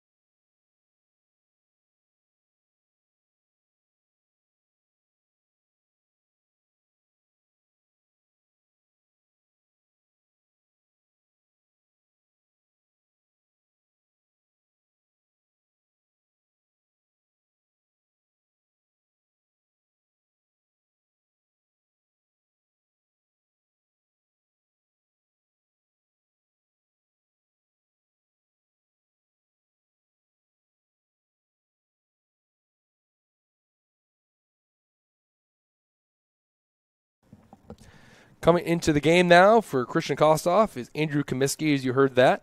And for Kostoff, he went 2 1/3 plus, allowing 7 hits, 1 walk, which was intentional, so really wasn't his fault. It was a choice of his manager. And he struck out 1. But the runner on second is still responsible for his line score, so it's not officially done yet. Is a chopper foul off to the right. And, Dom, you know all about Andrew Comiskey. What can you tell us about the new right-hander?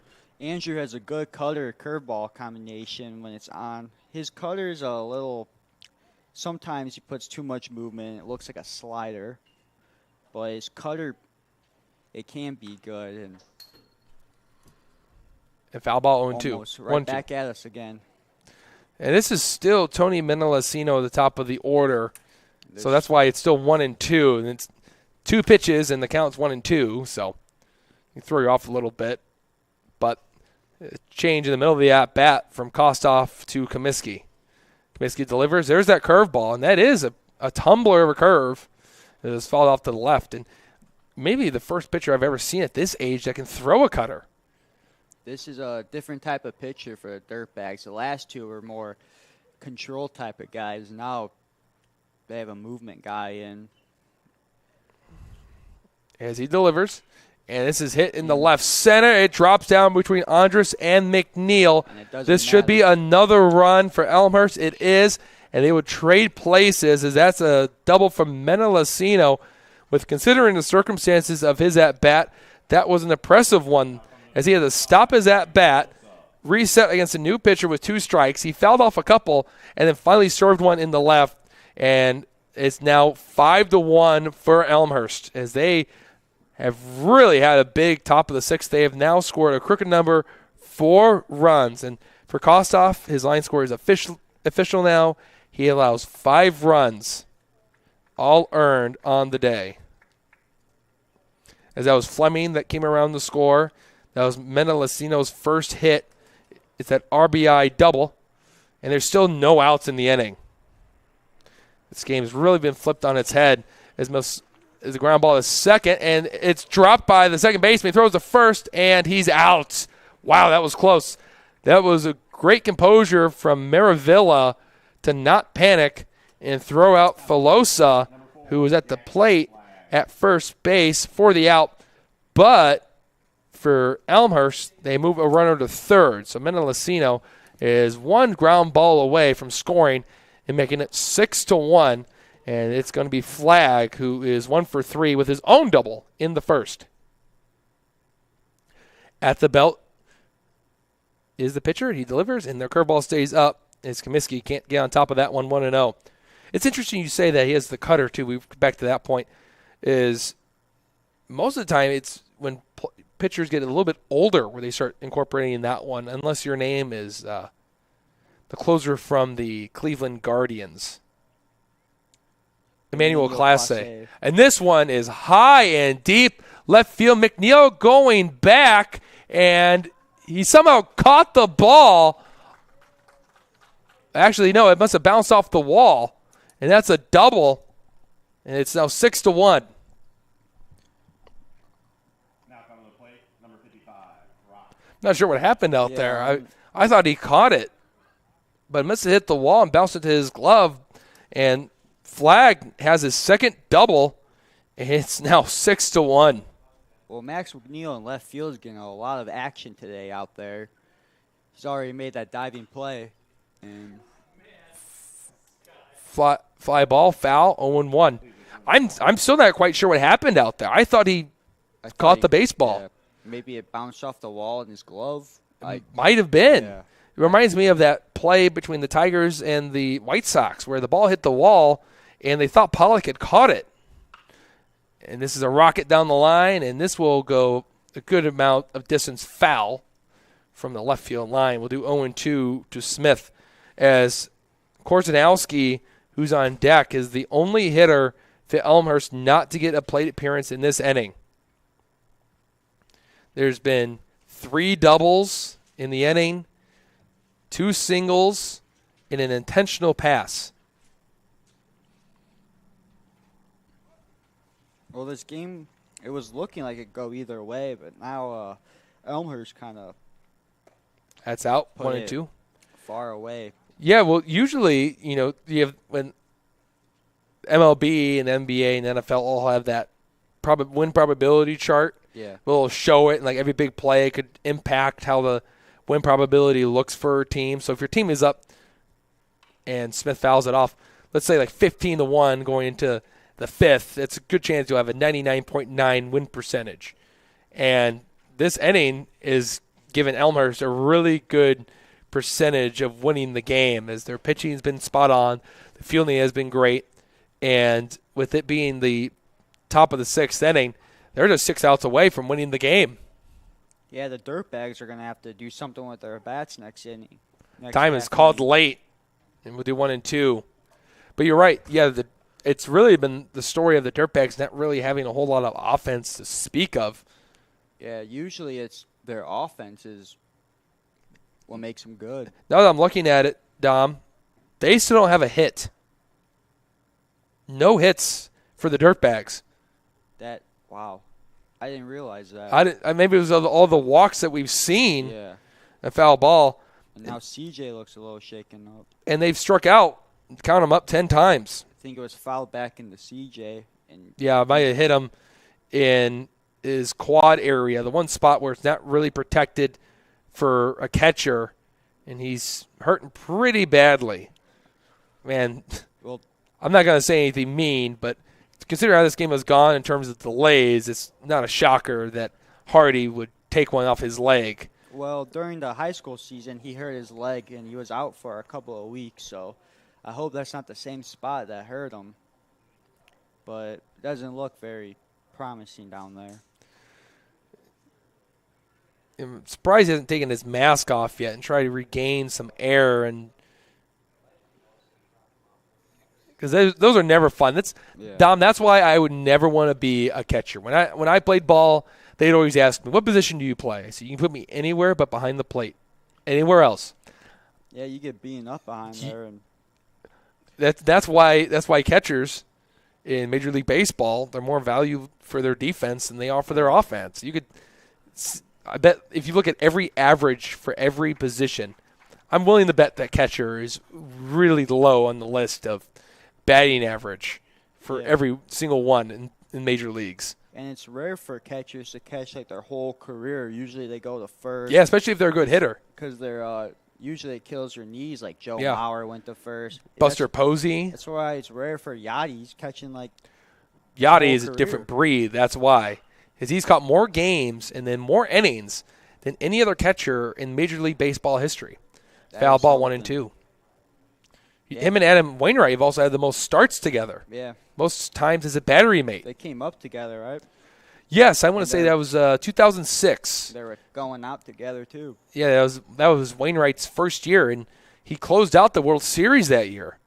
That's low, 2 and 2. That was against Detroit. Was that the same team with Lance Lynn when he was a rookie? Or no, Lynn. That was 11. That was? Yeah, that was 2011. Lance Lynn's not that old, because Wainwright's well past his 40s. If it wasn't for his curveball, then he probably wouldn't be in the major leagues. But because of that nasty pitch, he's been able to add a few more years to his professional career. And he's what, like 6'6", or he's a taller guy, yeah, and a master of his craft, and so is Yachty. They also got Pujols back, so at least all three of them will be going out in the same year. It's really been a curtain call for those three in their time with the Cardinals. Ground ball to third, that's Winters. Winters goes across the diamond, and it comes out of the glove of Hensley, who had it in the bottom of the glove, but then it popped out right after that. That will go down as an E5 for Winters, and the inning will continue. That only would have been out number 2, but now Nolan Korzanowski, who steps up, will be the last hitter to come up to the plate this inning. As this inning has gone so long for Elmhurst, they actually just changed third base coach because the third base coach had to go get ready to hit. That's up 1-0. Well, going back to Adam Wainwright, he is getting into broadcasting too. I think he's going to Fox, isn't he? After he retires, he did some games in the playoffs. Yeah, when the Cardinals. Him and AJ Brzezinski are doing Fox baseball. So I know White Sox fans are happy about that. That's a hard grounder to second. This could be a double play, but it came out of the glove of Maravilla. Maravilla is just going to take the out at second base, but because of him dropping the ball, Ron was able to score and make it 7-1 now. As Korzanowski will reach on that fielder's choice. It was a tailor-made double play. He hit it hard enough. It one-hopped to Maravilla, but Maravilla must have took his eye off the ball just enough to allow the ball to come out. He is really struggling over there. He's making the plays, but He's been able, yeah. watching them, but. And there's a ground ball to the third. Winters is just going to take that out at second. And they did not get him. He dropped the ball. Oh, wow. You're right. It's just not been the inning from Maravilla. And that would be an E4. And now it turned into earned runs, really, for Elmhurst in this game. They've been able to get the hits that they needed, to get the runs, but now there's been so many errors and misplayed baseballs that has allowed the inning to continue and may even be the final nail in the coffin for the Dirtbags. Well, before the game started, I was down there in the dugout, and James Hensley, the coach, he was talking to his players, and he wasn't worried about their pitching. He said we need to make sure our defense is good, and their defense was good up until this inning. Yeah, there was really no errors, I don't think. Yeah, There was one error in the fifth by Maravilla, and there's been an abundance in the last couple of hitters. I mean, 2 errors, but still, it came at some crucial times. You're trying to stop the bleeding of Elmhurst, but you've just allowed them to keep the inning going and racking up the pitches on Andrew Comiskey. It's 0-2 to Jack Gazdaka. With runners on first and second, both reaching on fielders' choices, and then the E4 and a foul ball in the most unique swing. I don't think that one's practiced too often. That was Count remains 0-2. But, man, it's just been a brutal turn of events for the Dirtbags. They were into this game, and now they're trailing 7-1. Early on, they looked like the best team. And now Elmhurst looks like the better team right now. Yeah, Elmhurst beat Highland, and that's what really caught my attention, is Highland usually really has a really good team, and they have another good team from what I've heard. I saw them play their first game with defeated Floyd County. In the air, right center field, Andres calls for it, and that will finally end the inning for Elmhurst, who scores 6 runs on a lot of hits and 2 errors. Go to the bottom of the 6th inning. It's 7-1 Elmhurst. As you're watching Babe Ruth Baseball on Crown Point Sports Network.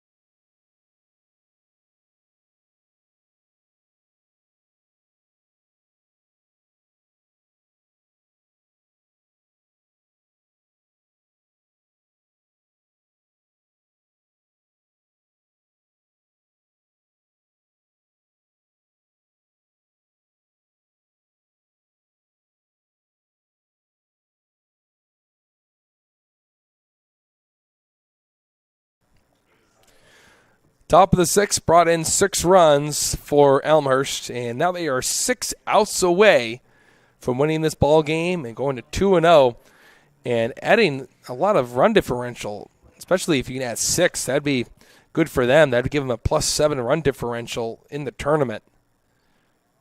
As Aiden Hensley will lead off, and that is loopy. Wow. Slow. Yeah. I think they came in at 62, but it's a strike. As that's Jack Kazdaka that has reported to the mound. He's now towing the slab for Elmhurst. And that's inside 1-1 as he really drops down and comes from the side and slingshots his way towards home plate. And Hensley will have to be the first hitter to face off against the new pitcher. As he swings and misses, it's now 1-2. As Smith went 2 innings, no hits, no runs, 2 walks, and 3 strikeouts. As he sat in the dugout a long time besides his at-bat after the long inning. And that is a swing and a miss, strike 3. That is now, count them up, 11 strikeouts for Elmhurst in this game combined between their 3 pitchers. Fleming had 7, Smith has 3, and now Kazdaka adds his first one. Well, I'm really sure that's difficult to pick up on his arm slot. Yeah, because he's dropping down, he's coming from the top. You don't know. Kind of looks like me during wiffle ball pitching. Yeah. I mean, whatever works, whatever can get you those outs. That's really the pitcher's job, is to mess up the timing. If you don't know what arm slot is going to come from, you have to take some wild guesses. And that's 2-0. Probably there's not many at this age that pitch like that. No. There's not too many major leaguers that really pitch like that. Yeah. The 2-0, and that's a strike to McNeil. It is now 2-1. I'm trying to think of any pitchers that would throw like that. It's almost like he's pitching like Shesek, and they'll go over the top like a normal pitcher would, like a very typical pitcher. But that arm slot is really deceiving the right-handers of the Dirtbags.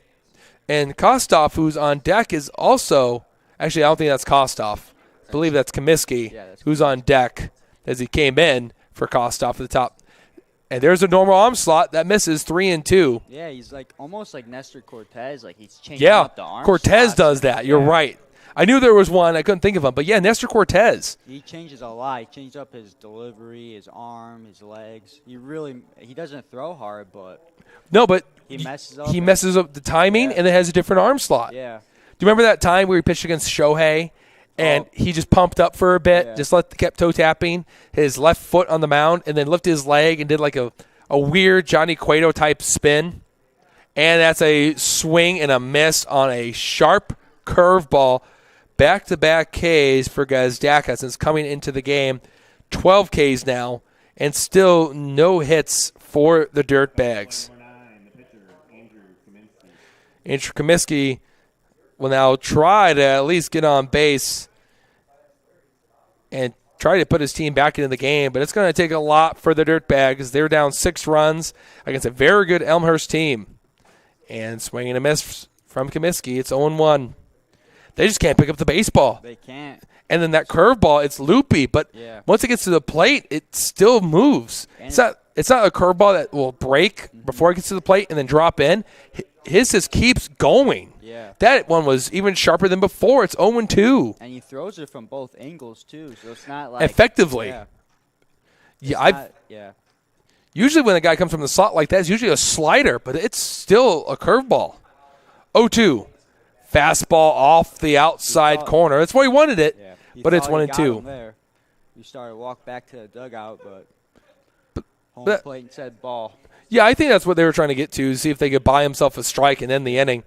But one more strike, and Kazdaka strikes out the side and giving his team 13 Ks. And a foul ball. Comiskey hung in there and spoiled it off. He wants to see another one. He didn't like it. We'll do 1-2. But this game was fun, besides the delays. But it was good baseball. But Elmhurst, man, they really swung the bats just in the top of this frame and have pulled away from the Dirtbags. And little low, it looked like a changeup instead of a curve, and it's now 2-2 to Comiskey. Now let me ask, because he the same way as Charles Comiskey? I'm not sure. It's spelled the same way as Frank Kaminsky, the basketball player. Oh, okay, so it's spelled differently. Okay, I get it. Ground ball to first base will be applied by the first baseman for the 3 unassisted, and that will end the 6th. We go to the final frame of regulation with Elmhurst cruising 7-1. As you're watching Babe Ruth Baseball on the Crown Point Sports Network.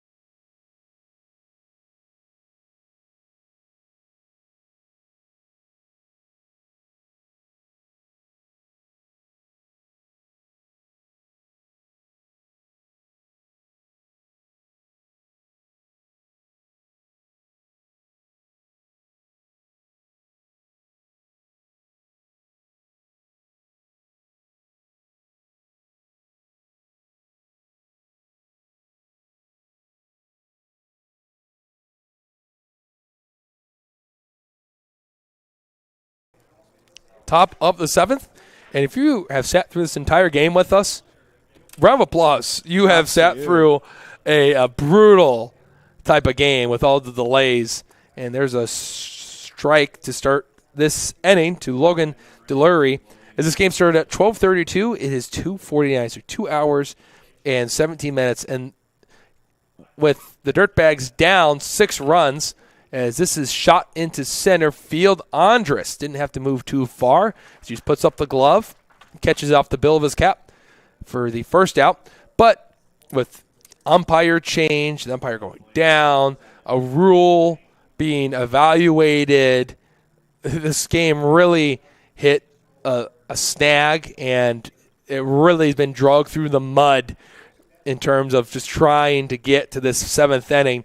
But we do have to play the bottom of the 7th because the home team is currently trailing by those 6 runs. As there's a strike to Fleming, 0-1. Like Eli Sparks is catching for C.J. Hardy now. Yes, sir, there's a change. C.J. was shaken up last inning. I don't know if it was because of so that. So 2 people have gone out of the game because of a baseball finding them, as the home plate umpire went out after catching one off his mask. And now Hardy, because he caught one off the leg. 0-2 from Comiskey, and he gets this swing and a miss. It's a drop third strike. They will apply the tag, and that is out number 2. That is the first strikeout for Comiskey since coming out of the bullpen. And that makes Fleming 1 for 4, but, hey, he had the big hit. He did. I give him 1 RBI because there was also what I appear to be an error on the right fielder, Bletch, to allow another run to score. Yeah, he kind of pulled like a Trent Grisham again with the Nationals. He was on the Brewers. Yeah, I'm surprised you remembered that. That's usually a trivia question for me. Yeah, he had I forgot who hit it. It was Juan Soto, of course. Yeah. Did you hear this news? Oh, I guess we'll get back to it in the bottom of the 7th. Ground ball to short, the throw to first, and they will retire Menelacino. And it's a quick 1-2-3 inning. Nice change of pace after the 6th-run top of the 6th. We go to the final inning with the Dirtbags down 6 looking for a miracle. You're watching Babe Ruth Baseball on the Crown Point Sports Network.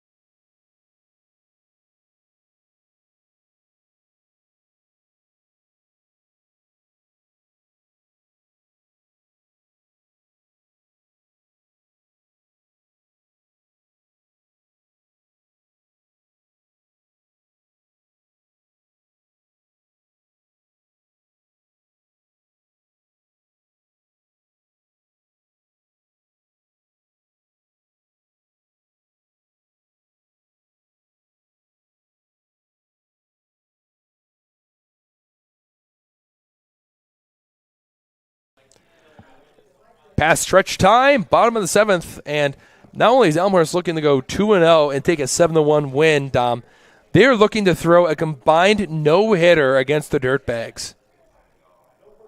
That's something, especially this Dirtbag team is known for their offense. 13 hits just 2 days ago on 15 runs. They only played 5 innings.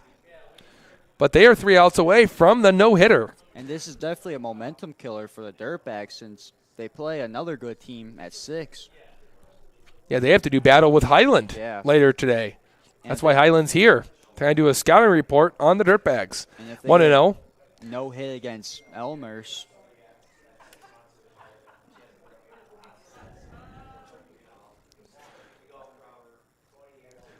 And after it's a brief pause right now as the third baseman Filosa will now move in, playing for a bunt from Corona just in case. Here's the 1-0, and swinging a miss. And it's now 1-1. But as we came into the bottom of the inning, we briefly alluded to Juan Soto. And if for baseball fans who haven't seen the news, he turned down a 15-year, $440 million deal. And now the Nationals are entertaining the idea of maybe trading away Soto to see what they could get for him because, again, this is a Nationals team that just a few years ago got burned with their former right fielder, Bryce Harper, leaving them for a big contract to join the Phillies. And they didn't trade him. Rival. He just left. 2-2 now. A divisional rival, too. Yeah, and a lot of people hear that figure and they go, why would he ever turn that down? But you have to understand, the Nationals are 30-62. Yeah. They're in line to be a top 3 pick team going into next year's draft. Curveball is fouled off. Wow, Corona stayed on. Yeah, that's never easy as a hitter. That was definitely the slowest one. It was loopy, and it took forever to get there, but Corona topped it and hit it off to the right. We'll do 2-2 again. But Soto is a generational talent. He's already won the World Series in 19. Yeah. And there's a foul ball again. But it's hard to really get good numbers as a hitter when they don't even have to pitch to you because everyone else in your lineup is not a threat like you. Soto is, in my opinion, the best pure hitter in the game.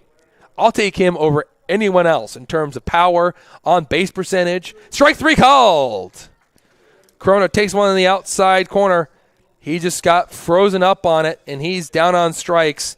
And for Gazdaka, he's come in, and he has struck out 3 of the first 4 hitters he's faced. And now 2 outs away from a no-hitter is Elmhurst. And Soto is only 23, right? 22? He's 23? younger than O'Neal Cruz. And O'Neal Cruz just got called up. Yeah. And Soto's been playing since 2019. That was his first year, yes. Ground ball to crazy. third. Filosa throws it, and there's 2 outs. They're one more out of the way now. Yeah, 1 more out for the no-hitter. It was 1 pitch and 1 out, and Hardy's down. And Owen Winters is the last hitter between Elmhurst and that combined no-no. Well, if anyone's going to break it up, it's going to be Owen. He's already committed to Purdue Northwestern. So, Purdue Northwest? yeah, West. Northwestern. There's a strike. Is there a new school that Purdue and Northwestern have combined now? Maybe. 2 Big Ten rivals merge. I guess there was a Indiana-Purdue in Indianapolis, IUPUI. It's 0-2. They're down to their final strike.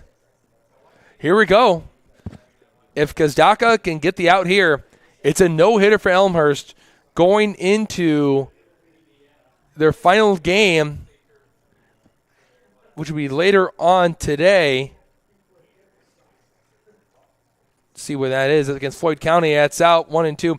They'll play at 5:30 on this field against Floyd County. Well, it's supposed to start at 5:30, but with the delays in this game, I don't see that being a possibility. They're going to have great momentum going into their second game. Ground ball to short. Can they make the play? The throw to first, and it's a no-hitter for Elmhurst as they dominate the Dirtbags in the final 2 innings of the game to win it 7-1.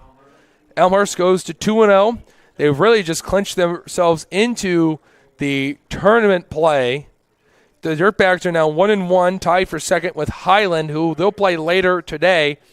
And Floyd County still 0-2. They'll play Elmhurst later on. Again, it's supposed to start at 5:30. It's going to be later than that. The next game on our broadcast is going to be the Midwest Rockets and the PC Storm. Usually we'll start half an hour after this game concluded, so come back around 3:30 for Game 2 on our schedule. Thanks for tuning into this game. You're getting your final score, Elmhurst 7 and the Dirtbags 1.